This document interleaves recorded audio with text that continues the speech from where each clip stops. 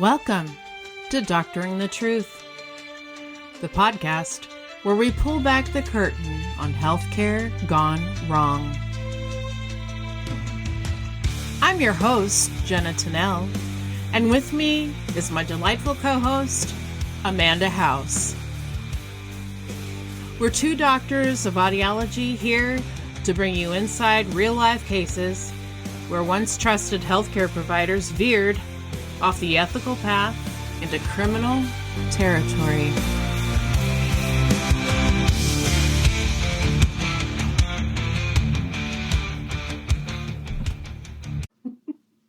Amanda! Jenna. I sound like a dying cow or the moose outside. Oh, no, you don't. How you doing? Good. Y'all, we're coming to you live. Well, Jenna's here virtually with me, but coming to you live from the baby's room. The baby's room. She's officially in the baby rocker recliner. Oh my God, but there's not a baby here yet. The baby. We have a glider in here, so I'm like, the baby's on. Well, yeah, the baby's with you on the glider. It's like impossible not to be. Baby is always with me. Baby's in situ at this point. I didn't want anyone to get excited like that they were Earthside or something. No, I was like, oh my gosh, getting very uncomfortable to sit and do this. And I was like, haha, we have a new glider in the nursery. So I got my tootsies kicked up in my fancy new glider. Live from the nursery. I'm so excited. And you're so glowing. And I know you. Oh, wow. I know you feel otherwise, but you are glowing and beautiful. And I'm so excited for. Thank you. Baby Scout. I heard someone say today as I walked away I was at the office and I walked into my office of offices and I heard someone say, she went on winter break and came back with a watermelon. I was like, wow. Okay, cow. I was like, oh no. So you're saying the baby got bigger. Okie dokie. I was like, what the fuck? I mean, it's good. The baby needs to, gain weight. It's like, yeah, I feel like I came back with watermelon. Right? Well, listen, when I was my first kid, I decided that I needed to gain about 20 times the weight of a watermelon just to support his little self. Well, sure. His little 7-pound self. And then in the next one, 4 years later, I was like, okay, we can't gain 60 pounds just because we have an excuse to eat for 2. So settle down. So I tried not to gain as much weight and that one came out almost 10 pounds. So it just, oh my gosh. There's no, yeah. It's just never know. Whatever God has planned. Yep. So, well, I'm excited for you and your glider and your baby. Thank you. And I would like to say the collective, our baby, Doctoring the Truth's baby, because everyone's looking forward to meeting him or her. Yeah.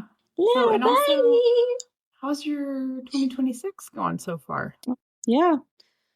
Good. Got a little older. Happy birthday. This girl had a birthday yesterday. Yeah, thank you. I was going to sing to you. I forgot. Dang it.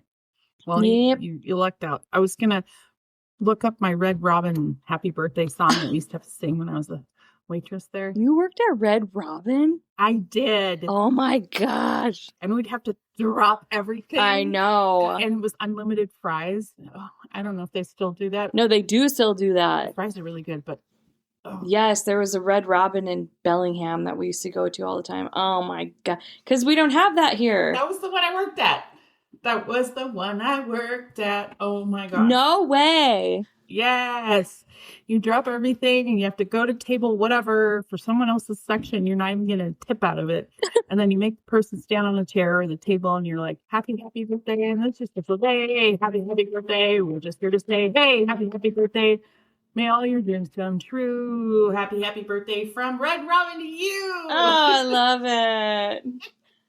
Oh my gosh, I miss Red Robin. Those were the days. Good times. Yeah. Oh man, the burgers are amazing. Should we fly to Bellingham to get it? Do they not have, it's a chain. Is it only on the, There's got to be one in the cities, right? All of America, maybe they have a little bit of everything. I hope so. Oh my gosh. Yeah, for sure. There's several in the cities. Yep. We'll have to look them up. Red Robin. Red Robin. Apple Valley, Plymouth, and Shoreview. I don't know where Shoreview is. Oh my gosh. Red Robin's galore. Yeah, 3 choices. Too bad we didn't go there on your birthday. That's a little far for a weeknight. That's a school night. Man. I wonder if our UK listeners or other listeners from other countries, do you guys have chain restaurants that like embarrass people intentionally on their birthdays? Let us know. I'm really interested. Is that just a thing here? I can't recall. Yeah. I can't recall that ever happening. I can't imagine someone in a pub in England going, I mean, they'd probably be singing, drinking songs rather than birthday, but I digress. Talking about other countries reminded me that I got an answer on the weather pants, so I'm just trying to pull that up here. Oh, weather pants. News flash. In other news, weather pants have been revealed to be... I know, but now I can't find it. Because now the last message says weather pants ? Ha ha ha ha ha. So I'm like, wait, was I sleeping? So basically did I dream there was an answer? Listen, weather pants are rubber underpants is what I'm thinking. Oh my goodness gracious. Fucking I can't find it. I have one more place to look. Hang on. Okay. So for those of you who may be listening out of order, weather pants were a comment by one of our friends of the pod, Richard Marsh, who lives in Cornwall, England. And he said he sent a picture of his lovely seaside town and said he had his weather pants on. Yes. So which we didn't know what that meant. And so I said, what are weather pants? Because LOL, I didn't know. He says, weather pants. I don't actually know if that's what it is. You should probably be reading this. He says, oh yes, ha ha ha ha ha. Actually, it's to do with their statement regarding the weather last week. As Jenna said, pants in the UK means underwear and not trousers, as you chaps call them. So what should have written is weather is pants or weather pants, which is a polite way of saying weather is crap or shite. Unlike today was handsome, this evening magical, every day is a school day, Happy New Year. And then he sent more gorgeous pictures of the seaside. Cornwall, yeah. Oh my goodness. Okay, Rich. Well, thank you. I'm sorry your weather was pants there, but you know what? You don't even know pants until you've been to Minnesota. All right? I'm just saying. Freezing rain, followed by negative temperatures, followed by fog, followed by snow. And then it was 45 degrees today. There's no pantsing it. And I was like, you know why? So that it can get slushy enough to deep freeze. So we'll all be skidding around for another couple of months until. Anyway, we digress we moan about every the year, weather. but I think it's part of the weather is pants. So it's a saying. Really, it's not. You can't buy weather pants. It's just a saying. You're like, I need weather pants. We have so much weather here. I'm like, what section are weather pants sold in? As I've not seen them. I love that so much. Rich, you should create weather pants. TM. You trademark, heard it here, folks. Don't stealing it. Well, we have a correction. For those of you who listened to last week's episode, I had to actually cut it. There was quite a bit of banter between Amanda, her hubby, Adam, and myself, because Amanda raised a really good question about whether or not, why does blood compatibility matter in an organ transplant? Because obviously it's been drained of the blood and flushed of the blood. So why does that matter? And thank you to everyone before you say the answer, which I did look at your answer, which obviously is from research on the internet. Thank you to everybody that reached out to me. This was actually a big popular one. And when people, I don't know if they already knew it or they looked it up themselves, but it is exactly what you're going to share with us. But just wanted to say, like, thank you guys for being so invested in my question. It was a good question. And no, totally. I obviously looked it up afterwards, but I was going to give it over to you. But I was just going to say good question. And I'm sorry I had to cut Adam out. It was just hard because you had earphones in and his audio wasn't great. And I don't know. Anyway. Yeah. We were all so close. So the answer is that even though there is not donor blood actively circulating in a transplanted organ, the blood type compatibility still matters because the immune system reacts to the antigens on the organ cells themselves, not just to the blood. And blood type antigens aren't just in blood. ABO blood types are defined by antigens A and or B, and these antigens are found in red blood cells, endothelial cells, lining blood vessels, and cells throughout solid organs such as kidneys, hearts, livers, etc. So when an organ is transplanted, its blood vessels and tissues still express the donor's blood type antigens, even after all of the donor blood has been flushed out. Yeah. So it's down to a cellular level. I think we all sort of guessed it. We just didn't know because, you're right. I thought antigens just kind of floated around in the blood, but apparently they're part of everything. So, well, and like someone pointed out to me when they reached out, like, you're built inside a body and your organs are built at the same time that your blood, so it's like part of obviously that's expressed through. Yeah. And I was like, yeah, that totally makes sense. All these things totally make sense, but yeah. There you go. Anyway, loved the engagement. Thanks, everybody. Good stuff. Good questions. But Amanda, I have to tell you about our first sponsor because I'm so excited about how I've been able to up my protein game with Clear Protein. I tell you right now, these drinks are clear, refreshing, fruity, and delicious. So I still can't choose between strawberry watermelon or wild blue raspberry. Maybe listeners who try Clear Protein can weigh in and help me decide. But I love this stuff. You just mix it with water. There's no calories. There's no sugar. There's no chunky, lactose. It's not difficult to dissolve. Like I just have completely avoided protein shakes after trying to get the stuff to mix. I even got those little Tupperware things with the looks like a little spinning wheel in the middle that is supposed to make sure that all the stuff gets mixed in and it just gets coagulated over the spinning wheel and it's just gross. So I'm like baby puke. I don't know. So this is not what Clear is. Clear is amazing. It has 20 grams of protein and it's ideal for most diets. It helps build and maintain muscles and supports endurance and recovery. So don't forget there's no bloating or farting, unlike Raven in last week's episode. Ray. She is here, the side of the glider. So just saying. I loved it. And I forgot that I was like telling you to breathe through your mouth so we could get through the episode. I know. I did notice you cut that part out. And she's like, just breathe through your mouth. We got to get through this. I was like, oh my God, this is so toxic right now. The fumes, not you telling me that. Raven should probably steer towards Clear. That's Clear with a K. Visit clearprotein.com and use promo code STAYSUSPICIOUS for 20% off, which is exclusive discount for our listeners only. Clear with a K, clearprotein.com, and use promo code STAYSUSPICIOUS for 20% off. So today, I don't have any trigger warnings other than you're going to be, I don't know if you're like me, you're going to be kind of shocked and a little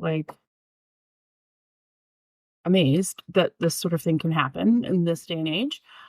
Resources, mostly the CDC website, FDA. There's a documentary on YouTube about this, and all of this information is going to be cited in our show notes. So if I sound a little vague, it's because I don't want to give it away too early. All right, here we are. Got it. On an unusually warm Minnesota day in late November of 2022, a Somali American woman, we're going to call her Amina, which is not her real name, but to protect her anonymity, Amina presented to the emergency room. This wasn't her first visit to an emergency room this year. She'd been to multiple doctors in the past with complaints of insomnia, leg pain, and muscle weakness and fatigue. Doctors couldn't figure out what was wrong, often attributing her vague array of symptoms to non-organic causes like stress or depression. But on this day in November 2022, her symptoms were undeniable. She lost her peripheral vision and was understandably in a panic. In July of 2019, a 47-year-old Mexican-American woman in Sacramento, California, presented to her clinic complaining of abnormal stinging and stabbing sensation in her fingers, along with weakness of her arms. For the next 2 weeks, she was seen at her outpatient clinic with progressive symptoms of difficulty speaking, blurred vision, and imbalance, all of which eventually led to admission to the hospital. While in the hospital, her condition worsened, and within 2 weeks, she reached a state of agitated delirium. What do these cases have in common? Both women were found to have mercury poisoning from skin-lightening face creams. And even more alarming, Amina's house was searched and found to have high levels of mercury in her kids' bedding and towels, presumably from her contaminated clothes that were going through the washing machine. So her entire family was at risk as well. Her kids were tested and they were found to have higher levels of mercury than normal, but thankfully they were okay. But their mother, however, will never regain her vision. And the woman from Sacramento suffered permanent brain damage and now has to have a feeding tube. She's nonverbal and can't take care of herself. Oh my gosh. So how can this happen? Well, let's back up a bit. Humans have been using toxic substances for beauty for centuries, not because they didn't care about health, but because beauty has always been treated as worth the risk. In Elizabethan England, pale skin was a marker of wealth and virtue. It meant you didn't work outdoors. So to achieve that look, women used ceruse, which was a white face powder that was made from lead carbonate dissolved in vinegar. It worked immediately. Skin looked porcelain smooth and uniformly pale. But lead didn't stay on the surface, so chronic use caused hair loss, skin ulceration, and a characteristic grayish discoloration beneath the makeup. Systemically, users developed anemia, abdominal pain, and neurologic symptoms along with cognitive decline. Queen Elizabeth I herself is believed to have suffered progressive hair loss and skin damage consistent with lead poisoning. The solution, tragically, was often more makeup, layering poison over poison to hide the damage it caused. By the time medicine recognized lead was the culprit, the look itself was already entrenched as fashionable and respectable. In the 19th century, the poison shifted from topical to internal. Arsenic wafers and tonics were sold openly. They were advertised to purify the blood and improve complexion. The logic sounded scientific for the time. Arsenic was known to kill parasites and was used medicinally in small doses. So the idea took hold that a little poison could make you glow. Users often did see results at first: clearer skin, rosy cheeks, and weight loss. But arsenic accumulates. And over time, people develop hyperpigmentation, skin thickening, neuropathy, cardiac arrhythmias, and increased risk of cancers. The same compound that made people look healthier in the short term slowly damaged nearly every organ system. Again, the pattern held: fast benefit, delayed harm. In Europe and the United States, women also use belladonna, derived from the deadly nightshade, as eye drops. Belladonna dilates pupils, creating that wide-eyed look associated with beauty, youth, and emotional openness. The name itself, belladonna, beautiful woman, tells you everything. But belladonna works by blocking acetylcholine, and that means users experience blurred vision, light sensitivity, dry mouth, heart palpitation, and in some cases, permanent vision damage. Chronic use increased the risk of cardiac arrhythmias and neurologic complications. Once again, the mechanism that produced beauty was inseparable from toxicity. Then came the early 20th century, when science itself became a marketing tool. After the discovery of radioactivity, radium was seen as modern, energizing, and health promoting. It was added to face creams, powders, toothpaste, and even drinking water. Advertisements promised radiant skin, and for once, they weren't lying. Users literally glowed. But radium emits ionizing radiation. It damages DNA. It destroys bone marrow. Prolonged exposure led to radiation burns, bone necrosis, anemia, and aggressive cancers. The most famous victims, the radium girls, were factory workers. Remember those girls that would paint radium on the watch face style? Yes. I literally was thinking, this reminds me of the Radium Girls. And in order to paint these fine numbers, they had to lick the paintbrush and dip it in the radium.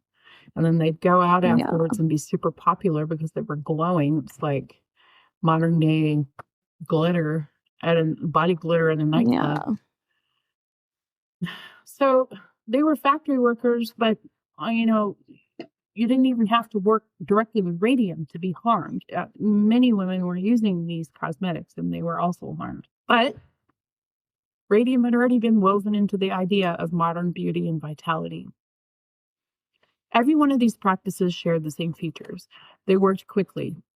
They produced visible, socially rewarded results. And the harm emerged slowly, often invisibly, and often after widespread adoption. Medicine didn't intervene early, not because doctors were malicious, but because the damage didn't announce itself right away, and because beauty was treated as separate from health. By the time regulation arrived, the injuries were already normalized, and the victims were often blamed for their own exposure. That's why mercury in skincare is not an anomaly. It's the modern continuation of a long, familiar pattern. Poisoned, repackaged as beauty, sold faster than safety can catch, and discovered only after bodies pay the price. So why mercury? Well, mercury suppresses melanin, which is the pigment responsible for skin color. That leads to lighter-looking skin, often within days. Mercury also has antimicrobial properties, which means that products last longer without additional preservatives. So from a manufacturing standpoint, it's effective. From a biological standpoint, it's dangerous. Mercury is readily absorbed through intact skin. It accumulates in the body. It crosses the blood-brain barrier, and it's toxic at very low levels. This is not skin irritation. We're not talking an allergic reaction. This is systemic heavy metal poisoning. Clinically, mercury toxicity can cause tremors, memory problems, anxiety, depression, personality changes, kidney injuries, and peripheral neuropathy. There's a reason mercury poisoning historically caused a recognizable behavioral syndrome known as erethism, which is irritability, emotional instability, and cognitive decline. Now, an important clarification. This episode isn't an argument that modern skincare ingredients are inherently dangerous, because there are ingredients like retinoids, alpha hydroxy acids, vitamin C, niacinamide, and they can cause irritation if they're misused, but all of these ingredients are regulated, studied, and dose dependent. Mercury is different. It doesn't act locally. It doesn't wash off. It accumulates. It's systemic. It's a toxicology issue. So, what are we doing about it? Well, mercury is banned in cosmetic products in the United States, but that does precious little to help the situation when the cosmetics we import don't list mercury as an ingredient in their products in the first place.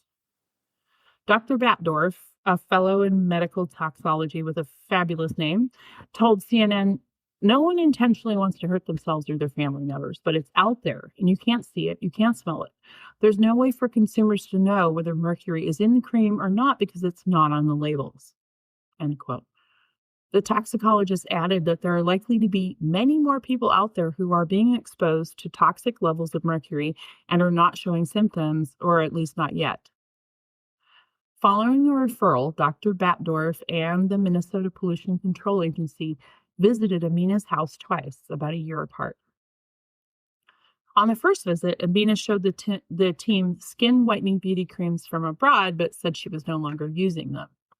The agency found the amount of mercury in 2 of those products to be several thousand times higher than the permitted levels of 1 part per million in cosmetics. and urine tests revealed high levels of mercury in her body.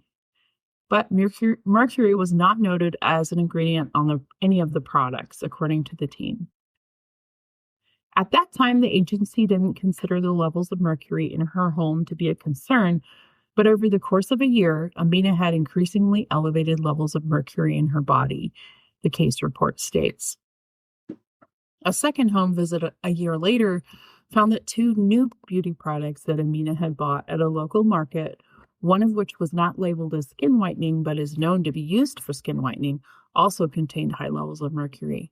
The products found in her home were empty from use, but the MPCA team tested new unopened versions of the same product, finding extremely high levels of mercury of 11,000 and 18,000 part per million. Remember, the regulation is no more than 1 part per million. Wow. Yeah. There are limited outlets for availability, and we have no reason or evidence to believe there would be any difference in the products, said John Gilkison, toxics reduction specialist at the MPCA, who tested Amina's home and has conducted 3 visits to the homes of people using skin whitening creams in recent years. New urine tests confirmed that the mercury level in Amina's body had risen to 46.6 micrograms per liter, which is more than 9 times the level considered normal. And certain areas in her home now also contained elevated levels of mercury, putting her family at risk. Unfortunately, Amina's story is one of many in the state of Minnesota and other parts of the United States in recent years where women and entire households are believed to have been exposed to inorganic mercury from the prolonged use of skin whitening products that fail to disclose that they contain harmful levels of the toxic chemical. Beauty products containing mercury remain easily accessible in local malls and markets throughout the United States and through online retailers. And this is helped by the fact that they fail to list mercury as an ingredient. Dr. Batdorf and other experts are calling for greater awareness, regular testing of products, and stricter enforcement of regulations to help combat the problem. Screening studies by the biomonitoring team within the Minnesota Department of Health in 2015 and 2019 also found elevated levels of mercury in the urine of multiple people who use skin whitening products, including pregnant women. Previously unpublished results from these studies shared exclusively with CNN show that follow-up home visits for some of these women revealed high levels of mercury vapor in the air, particularly in their washing machines, with readings as high as 1,800 and 2,000 nanograms per cubic meter. So that may sound tiny, but for mercury vapor, levels in the 1,000 nanogram range are well above typical background air concentrations, and they indicate significant indoor contamination. So anything above in the 1,000 ranges is high, and this was almost twice that, 1,800 to 2,000. Lori Copan, chief of the Exposure Prevention and Education section of the California Department of Health, reviewed the findings for the Minnesota mother and told CNN, "The case of this woman, unfortunately, is similar to others we've seen in California, with a person experiencing symptoms for years without adequate recognition of potential mercury toxicity from a skin lightening product by healthcare providers." She added that her team has seen around 100 cases of toxicity from people using these creams or their family members. Quote, "Anyone using a skin lightening product that contains mercury, unfortunately, is going to put the whole household at risk," end quote, said Batdorf. Quote, "There's no way to make sure that no contamination of the mercury will go to other household members. That's just not how mercury works," end quote. But now it's time for a Chart note. Chart note. Welcome to the Chart Note, where we learn about what's happening in medicine and healthcare. Oh my God, now there's a ladybug on top of my computer just mocking me. Oh. Give it a good flick. They've arisen because go away, fly away home. These are the bitey ones. These aren't the real ones. Yeah, I must be fairly vigorous in my sleep because they don't seem to be in the bedroom as much. I would be like, F all the way off, goodbye. But they really like this podcast area. They're big fans of the podcast. They are, because I only notice them when I'm sitting here in the living room at my little desk. My little pod station. But anyway, listen, we're going to learn about what's happening in medicine and healthcare. Scientists are increasingly convinced that inflammation in the brain plays a major role in dementia, and that's led researchers to ask a big question. Could certain viruses that live in our nervous system help trigger or speed up dementia? One group of viruses has drawn particular attention, the herpes viruses. Those viruses, which include chickenpox and shingles, never fully leave the body. Instead, they lie dormant in the nervous system for life and can reactivate as we age, sometimes silently. And when they do, they cause ongoing immune stress and inflammation in both the body and the brain. Recent lab studies have made this even more concerning. Researchers have shown that herpes viruses can promote amyloid plaques and tau tangles. These are the same proteins strongly linked to Alzheimer's disease. Shingles in particular has been associated with stroke-like damage to brain blood vessels, mirroring patterns seen in Alzheimer's patients. That's where vaccination comes in. If shingles reactivations contribute to brain inflammation, then preventing those reactivations with the shingles vaccine might lower dementia risk. And evidence now suggests that's exactly what happens. In a large real-world study in Wales, researchers took advantage of a natural experiment. Because the UK rolled out the shingles vaccine based strictly on date of birth, people that were born just weeks apart had vastly different chances of being vaccinated, but were otherwise nearly identical. So this allowed the researchers to avoid the usual problem of vaccine studies, healthier people being more likely to get vaccinated. So they had people relatively around the same age. One group all had the vaccine and one group didn't. So there wasn't that ethical dilemma that, we're depriving somebody. Sure, just to see what happens. It was just how the regulations hit. So the results were striking. They found that receiving the live shingles vaccine reduced new dementia diagnoses by about 20% over 7 years. So basically 1 in 5 cases of dementia were prevented. And similar results were later confirmed in Australia, who had a similar vaccine regulation cutoff. And so that strengthens the confidence that this effect is real. Even more compelling, new research suggests that the vaccine helps at both ends of the disease process.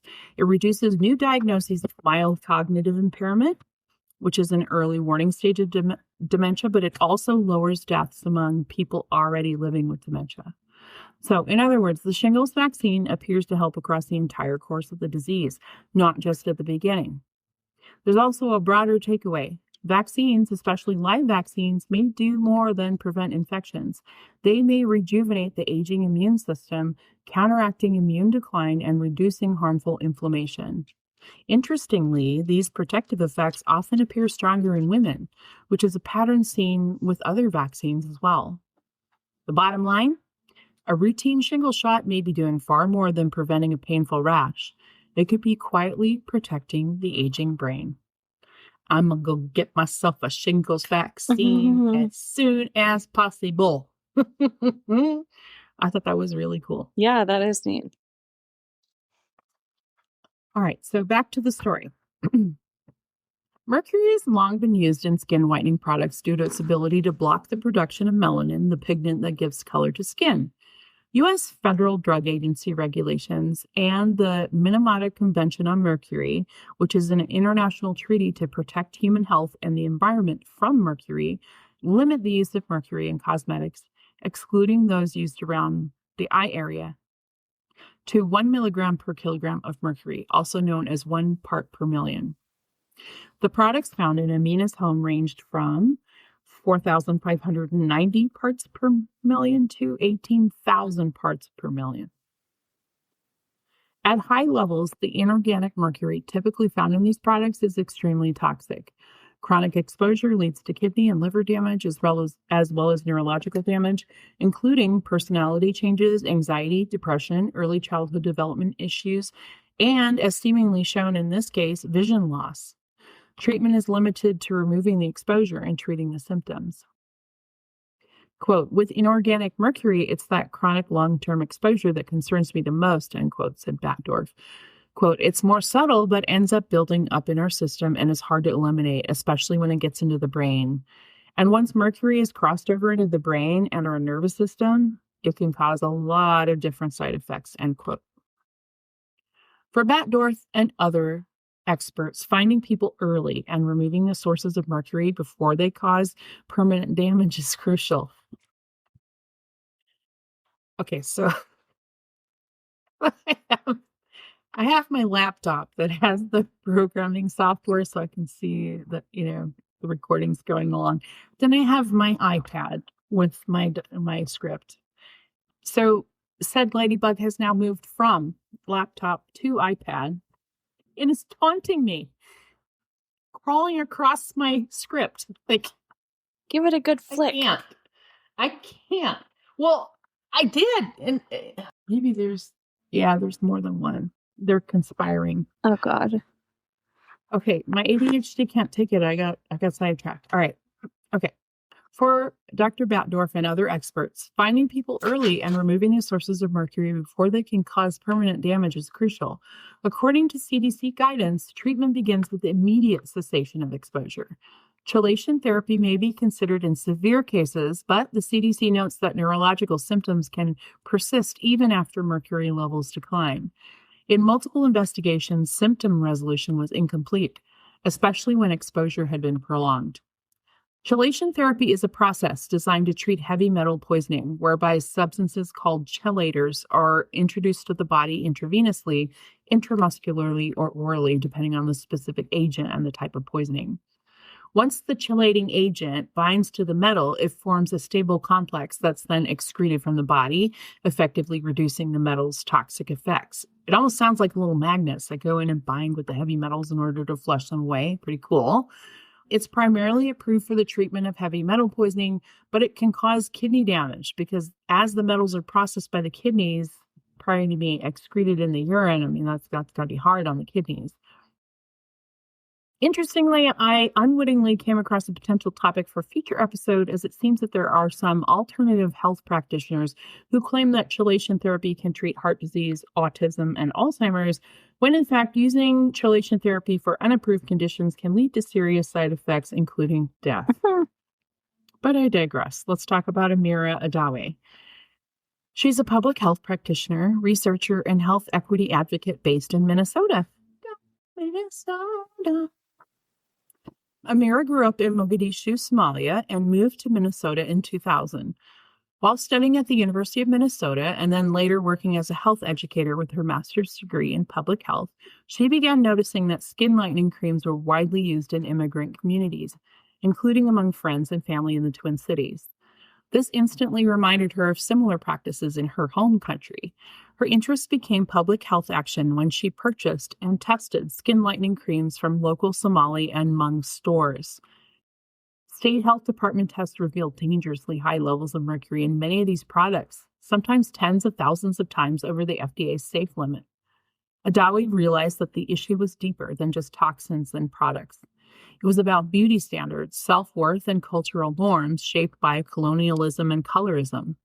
She witnessed how dark-skinned women were often encouraged to use dangerous creams to adhere to a beauty ideal that equates lighter skin with desirability. These experiences drove her to start the Beauty Well Project, which uses research, education, advocacy, and community empowerment to combat both the health and societal harms of these products. Quote, through Beauty Well, we do training for healthcare providers and public health workers to understand about colorism, skin lightening practice, and ways that they can identify the health impact of these practices, explained Adawi. The use of skin lightening products in the Somali community is high, and so we need to continue to do health education in this community and teach women to embrace their skin color, end quote. In addition to running her own nonprofit organization, Adawi was able to push for legislative funding to support awareness and enforcement around toxic skin lightening products. The Minnesota Department of Health Outreach and Grant Program was active from 2020 to 2022 and funded culturally grounded education and product testing in communities disproportionately affected by dangerous skin lightening products. Data from this work has found Somali, Latina, and Hmong populations in Minnesota, who are among the largest cultural communities in the state, to be at particular risk from mercury exposure in beauty products. In addition to all of the above, Adawe hosts a bilingual beauty wellness talk podcast to discuss colorism, wellness, and chemical exposures. In November of 2019, she helped mobilize nearly 25,000 petitions that led Amazon to remove dozens of highly contaminated skin lightening products that violated U.S. mercury limits from its approved ship list. She also created a program called Young Women's Wellness and Leadership Initiative, which pairs girls ages 14 to 18 with mentors of color and teaches identity, self-esteem, and leadership, explicitly challenging internalized colorism and harmful beauty norms. I want to take a moment to highlight and discuss this term, colorism. As a white woman, I don't experience colorism personally, but I can report on how it operates and who it harms and why it matters medically. Colorism is discrimination based on skin tone, where lighter skin is rewarded and darker skin is penalized. In reporting by CNN and the CDC, women described using these products because lighter skin was associated with safety, opportunity, or acceptance, not because they believed the products were harmless. Colorism isn't about vanity or bad choices. It's a system shaped by colonialism, racism, and economic power that assigns value to lighter skin and punishes darker skin in real material ways. That pressure shows up in jobs, relationships, safety, and healthcare. The responsibility here doesn't lie with the people harmed. It lies with the systems that profit from that pressure and fail to regulate it. Quote, "The use of skin lightening is now a public health crisis in the Somali community and other communities of color," end quote, said Amiri Adawe, the founder and executive director of Beauty Well Project. "I've met some women who have been using these products for 10 to 15 years. I always get phone calls from individuals who are dealing with the side effects of mercury," end quote. Adawe added that many doctors miss the need to screen these women for mercury exposure unless they're familiar with the issue of skin lightening practices in Somali and other communities. As Adawe explains, discrimination against darker skin has become embedded in culture, so much so that if you're, quote, dark-skinned, you're not good enough, end quote, becomes an unspoken assumption driving the use of toxic skin lightening products in these communities. Speaking from personal experience, she recalled, "When I was as young as 7 years old, people would say things like, 'She's dark. She'd be more beautiful if she were a little bit lighter.'" One woman calling into Adawe's radio show said, "My biggest fear is that my husband might leave me for a lighter-skinned woman." That fear, rooted in colorism and social pressure, can lead people to risk their health in pursuit of safety or acceptance. Earlier in 2022, the city of Minneapolis launched a skin lightening education program aimed at immigrant and East African communities at community hubs like Carmel Mall and other regional shopping areas to help retailers and consumers recognize the dangers of mercury-containing beauty products. The team spoke with more than 200 vendors and customers and disposed of around 900 products containing high levels of mercury, many of which were manufactured in Pakistan. Over the 3 months that the program ran, said Batu Berry, a program assistant on the project who visited the mall almost daily during this time. Berry said most vendors had no awareness of the products containing harmful ingredients like mercury, and they were shocked when they realized the risk to their community. Many others, however, closed their stores when they learned city officials were visiting, said Berry. In a reflection paper describing the strategy and impact of her team's efforts, Berry wrote that the biggest takeaway from the whole experience was how important it was to keep showing up and engaging with the community. Quote, "Passively sending or posting flyers wasn't nearly as effective as coming in and going from vendor to vendor," end quote, she wrote. To tackle the issue across affected communities, Nelson from the biomonitoring team believes a multi-pronged approach is essential. Quote, "The urine testing, the product testing, and getting products off shelves, the community outreach and engagement," end quote, she outlined. They all need different voices at the table about how to do that best and most effectively, end quote. In addition to these approaches, Adawe stressed the need for better enforcement of regulations. Quote, "The products are widely available in ethnic malls like Carmel, and the state has not actively regulated these products," end quote, she said. Quote, "I visited a few months ago to check if the products that we tested that contain mercury are still available, and saw all the mercury-containing skin-lightening products displayed on the shelves, end quote. The Minnesota Pollution Control Agency, or MPCA, is responsible for enforcing regulations on these products in the state and issuing penalties. In response to Adawi's concerns, a spokesperson for the agency told CNN that the MPCA prioritizes education and outreach efforts to help vendors identify and remove products from shelves and will take enforcement actions when appropriate. They added that skin lightening creams presents a unique challenge because their labeling doesn't often list mercury as an ingredient, and each product must be tested to determine if mercury is present above the regulatory limit. Before I finish, I want to give the listeners a brief safety note. Remember that cosmetics are regulated differently than drugs.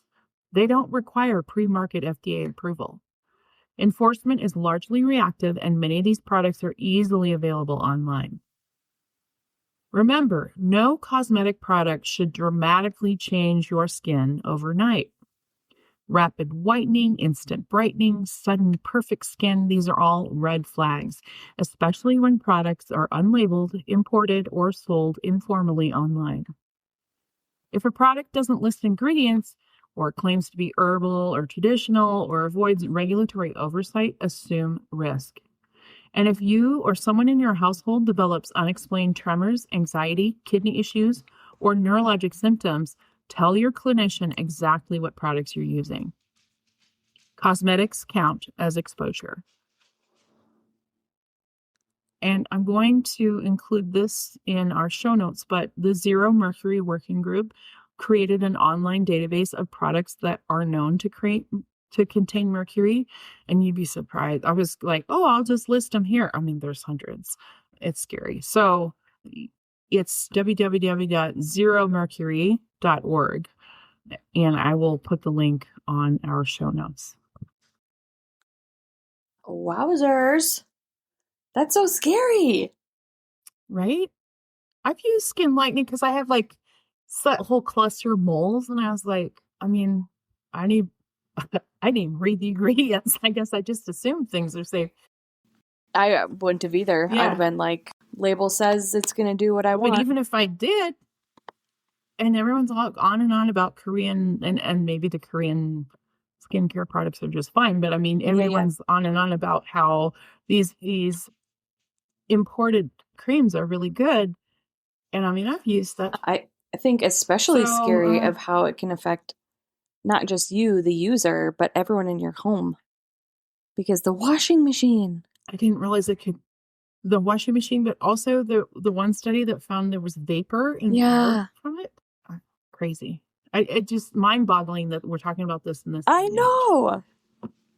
Yeah. I was like, oh my gosh, okay, I get this stuff from Paris, and then I was like, okay, well, it's not skin whitening, so it was probably fine. But like, I can't even read the label because it's like straight up from Paris. So I'm like, maybe I shouldn't. Yeah, but you can. So I'll put a link to. There's FDA list of suspect things, and because there's a whole other. There's lead and hydrochloric. Queen or whatever that stuff is, like all kinds of stuff. So if you go to the FDA and go like toxic substances, cosmetics, it'll give you lists of everything to look for. And then also this Zero Mercury specifically for skin whitening stuff. Well, thank you for bringing this to our attention because I feel like, I mean, it sounds like this is a known risk, but like feels not for us, but I mean, for the populations that use it and like sadly still in this day and age feel like they need to for safety and whatever, everything you mentioned. But I'm like, I don't remember even where I was going with that now. Sorry, my train derailed. Oh, but like, no, it's shocking. I would just like, you Google like what you want the outcome to be and it will show you the products and it's like, okay, cool. This one's got great ratings. I'm going to try this one. Wouldn't even look into these kind of things. And that's the dangerous thing is the reason they use the mercury is because it works so quickly and so well. So on day one, if you're like, wow, I'm a shade lighter and that was my goal to be lighter and I only used it once, like you're sold. Yeah. That's like the opposite. And it's not like it says Mercury on the for label. us when, as a light-skinned person, when it was cool to use tanning beds, you know, and it's like, oh my gosh, I'm already so much tanner, and then you get like tan blindness, and people are like, you should probably stop going to the tanning bed.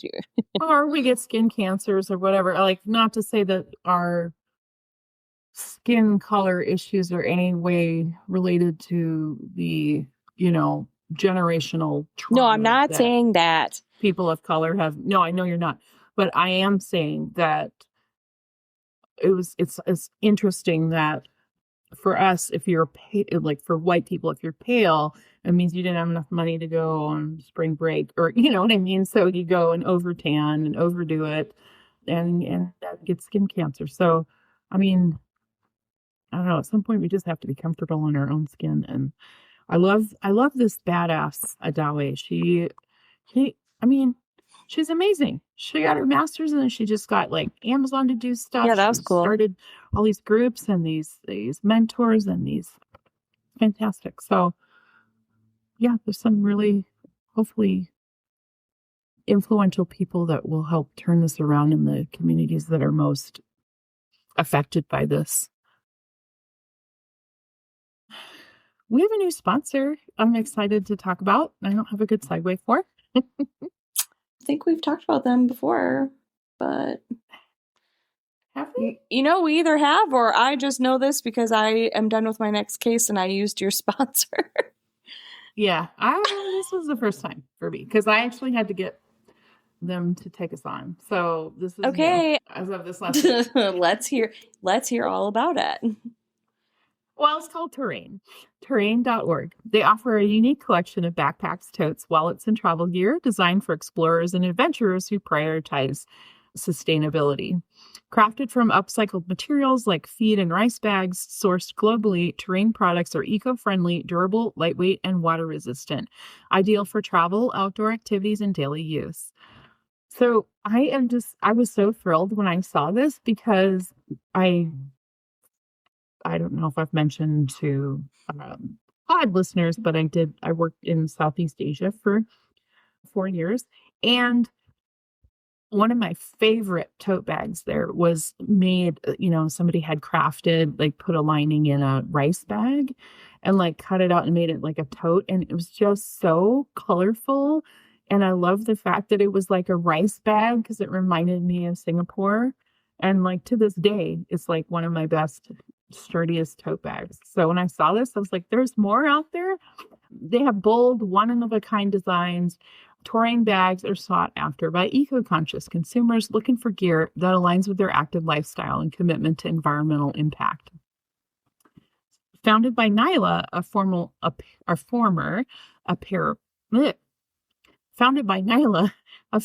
apparel designer, Terrain emerged from her desire to reduce waste and empower artisan communities. During a trip to Southeast Asia, okay, so I didn't even see that ahead of time. She's like me. Nyla discovered the potential of discarded feed bags and partnered with Cambodian artisans to upcycle them into stylish, functional accessories. Every item's handcrafted, supporting fair trade and ensuring high quality. Terrain bags also feature interiors lined with recycled plastic bottles, enhancing their environmental benefits. Combining strength, functionality, and sustainability, Terrain has become a favorite among travelers, adventurers, and eco-conscious individuals. So if you go to terrain.org, TORRAIN.org, you can enjoy an exclusive 15% discount with our promo code Stay Suspicious. That's terrain.org with our promo code Stay Suspicious. And have a look. They have such cute things. I can't wait to go on there with that discount. But a word about our sponsors, producing a podcast isn't free. So if you want to support us, we do earn a commission when you use our promo code Stay Suspicious at checkout with any of our sponsors. It's a win-win. You get a great deal on a fabulous product and you get to support our show. But now it's time for our medical mishap. Okie dokie. The email reads, Dear Amanda and Jenna, first of all, I want you to know I love you guys, in all caps, exclamation point. I'm an ER nurse, and I heard about your podcast from a coworker. I have been listening for several months, and I am hooked. I am almost caught up on your episodes. Thank you for keeping me company during my commutes and on long overnight shifts. I love the research that you do to shed light on true crime in healthcare and the way you present the facts in ways that are easily digestible. I always learn something new and enjoy how you wrap it up with lighthearted medical mishaps, so I can't wait to send this in. Thank you in advance if you choose to read on the show. You are welcome. Like I mentioned, I'm an ER nurse, and one night we had a middle-aged man come in with chest pain. Not dramatic, not crashing, just that quiet, anxiety-soaked kind of chest pain that makes everyone take it seriously. He was stable, alert, oriented, and already apologizing for, quote, probably wasting our time, end quote, which ironically meant he was absolutely going to stay for observation. Yeah, because if that person is in the ER, they were worried. Yeah. We got him hooked up to the monitors, drew labs, started an IV, the usual. Everything looked reassuring. Troponins were normal, EKG was clean, but he was clearly nervous, and he dealt with his anxiety the way that some people do, by talking constantly. Can relate. Every nurse, tech, and doctor who walked into the room got a full autobiography download. Job stress, neighborhood drama, his boss, his cholesterol, his fantasy football team, and how one bad draft decision had, quote, basically ruined his season, end quote. You could not adjust his blood pressure cuff without learning something deeply unnecessary about his personal life. Which I'm also like, wow, I would expect this guy to be older than that paragraph made him sound. Eventually, the cardiologist came in to explain the plan. Admit overnight, repeat labs, keep an eye on things. The patient nodded along, then said, quote, can I call my wife on speaker so she can hear this too? That way I don't mess it up, end quote. But anyway, reasonable request happens all the time. I handed him the phone, made sure it was on speaker, and stepped back. That's when the universe intervened. Somehow, to this day, I do not understand how. Instead of calling his wife, he connected directly to the hospital's overhead paging system. Not just our pod, not just the ER, the entire hospital. Oh my effing gosh. So while the cardiologist is calmly explaining his test results, the ceiling speakers crackle to life, and this man's voice echoes down every hallway. Honey, they say my heart's fine, but honestly, I think it's stress from your sister. There was a full second of silence. Then the overhead cut out. I froze. The cardiologist stopped mid-sentence. The charge nurse slowly turned and stared directly into my soul from across the station. A tech dropped a clipboard. Somewhere down the hall, I heard someone choke on laughter. And the patient looked around, genuinely impressed, and said, wow, you guys have great speakerphone volume. Oh my gosh. Add a consult to audiology. We finished the consult. He spent the night without incident, discharged next morning in good health, completely unaware that he had publicly implicated his sister-in-law in a cardiac event. The ER, however, never forgot. And to this day, anytime someone asks to use speakerphone, someone will quietly say, please do not page the entire building. I hope you got a kick out of reading this. Stay safe and stay off the paging system. Love, Alex. LOL. That's so funny. Oh, Alex, I love that. Honey, my heart's okay, but I think it's your sister. Stressing me out. That's funny. Listen, I love this, but I'm looking forward to next week. What can our listeners expect, dear Amanda? Well, you know what? I'm excited to be able to tell you for once because I'm already done with my case. I used my winter break wisely. So next week, we're going to be hearing about a little chap nicknamed, I should say, Dr. Zorro. Mm-hmm. Like Zorro, Yep. like swish, swish, swish. Ooh. Yep. Okay. So, like Keanu Reeves, like swish, swish, swish. Like Zorro, yes, but not cool. No, not cool. I'm sure, as you could have imagined. Yeah. If you're true. being highlighted on the Give him show, you're give him probably the form. not cool. Probably not Keanu. Yeah. Reeves. Yeah. All right. But until then, y'all don't miss a beat. Subscribe or following Doctoring the Truth wherever you enjoy your podcast for stories that shock, intrigue, and educate. Trust, after all, is a delicate thing. You can text us directly on our website at doctoringthetruth@buzzsprout.com. Email us your own story ideas, medical mishaps, and comments at doctoringthetruth@gmail.com.